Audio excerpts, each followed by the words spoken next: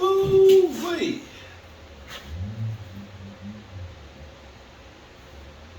Good morning, good people. Mark Holmes here, and as always, I want to say thank you all for watching, commenting, subscribing, and being part of the Joe Blue Sports Report. Without you guys, as well as you ladies, you know that this literally does not work. I hope everybody's having a great, finally freaking Friday.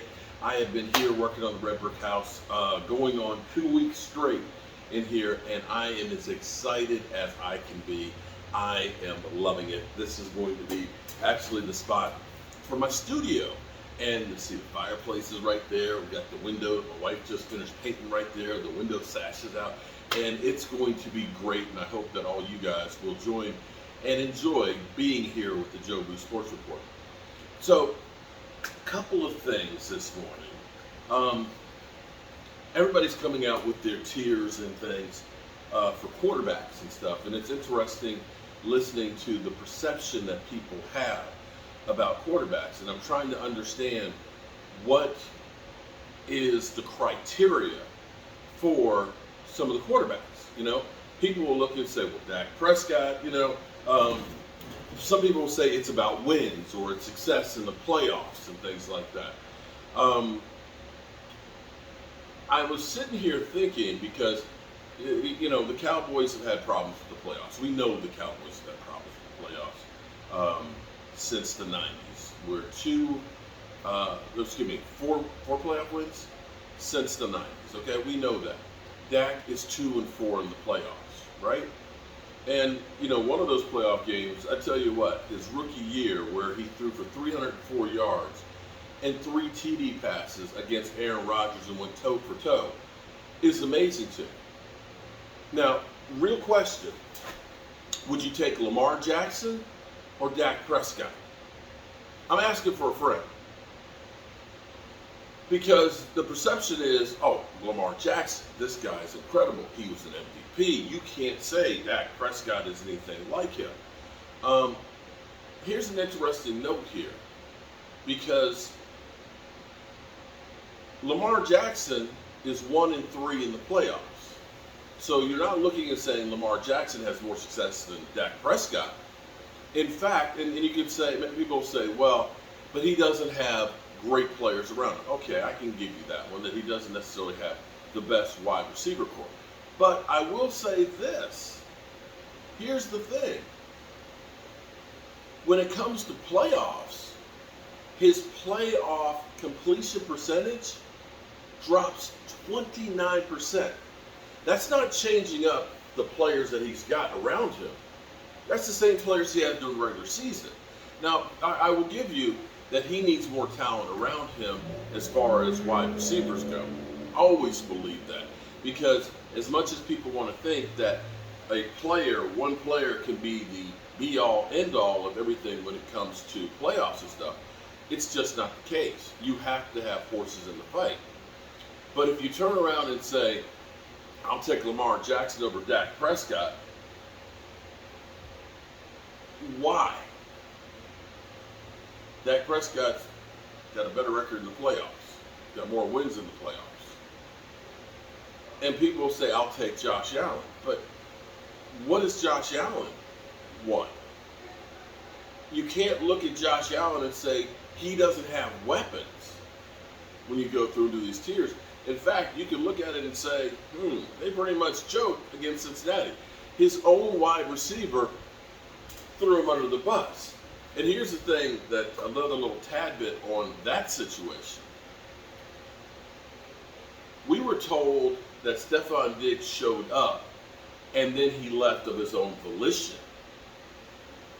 Actually, no. He was actually told by the coach to take your ass home. And that's a big difference in between the two of there, because that's the coach making the decision to say, the difference between you and your quarterback. It's not that Stephon may have been pissed off and said, I'm going out of here.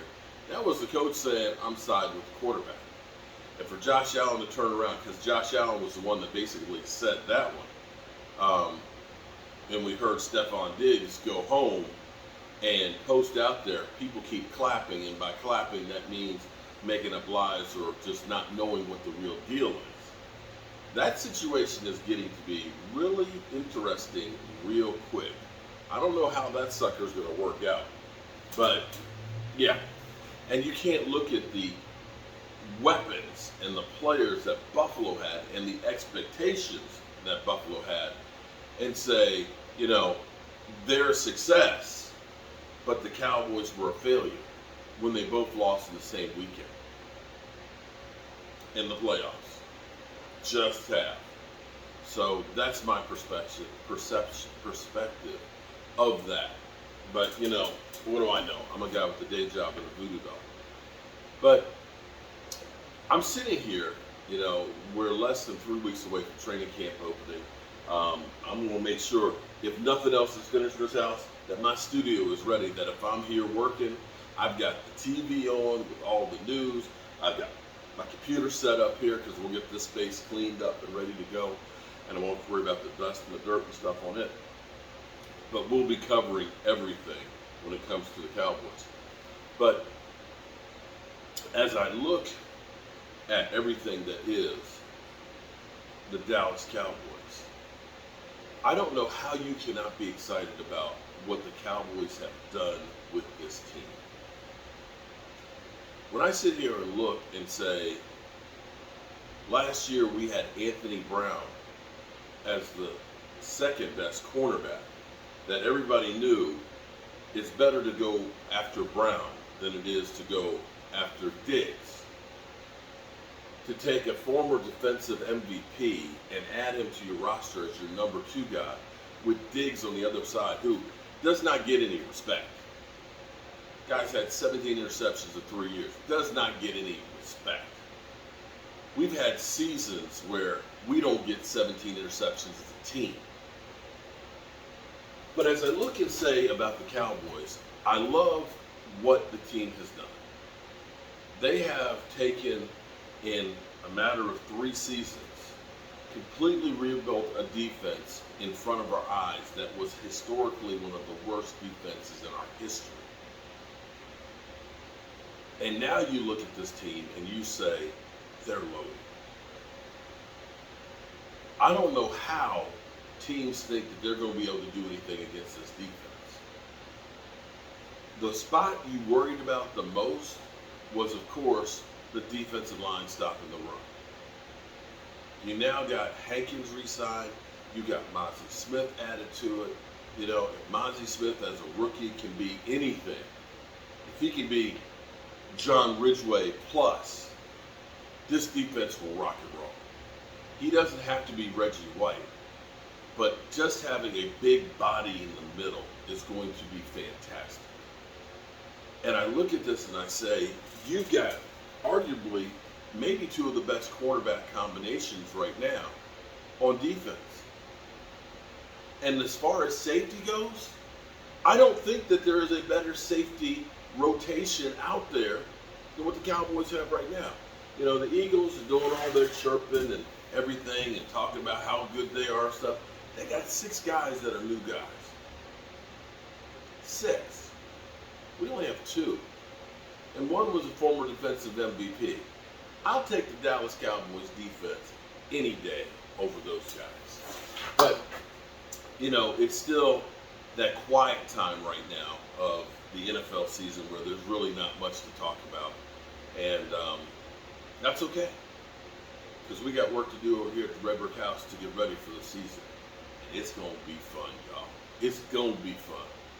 All right, that's all I got for you. We're going to be here, of course, bringing anything else we got. I got this closet over here that I got to rip out and things to get that done first thing this morning. Then I got plaster I got to make, get mixed up. I got vanity I got to build for this place. And we're just going to keep on rocking and rolling. And tonight, first time, we'll be sitting over here. This will be our spot for our live stream tonight. And we're going to have a ball with it. As always, you know how we roll. I'm Mark Holmes, and well, I need my coffee. And I need you guys as well. Hope you're having a great day. Any day I can get up out of bed, it's going to be a great day. I'll see you. you later.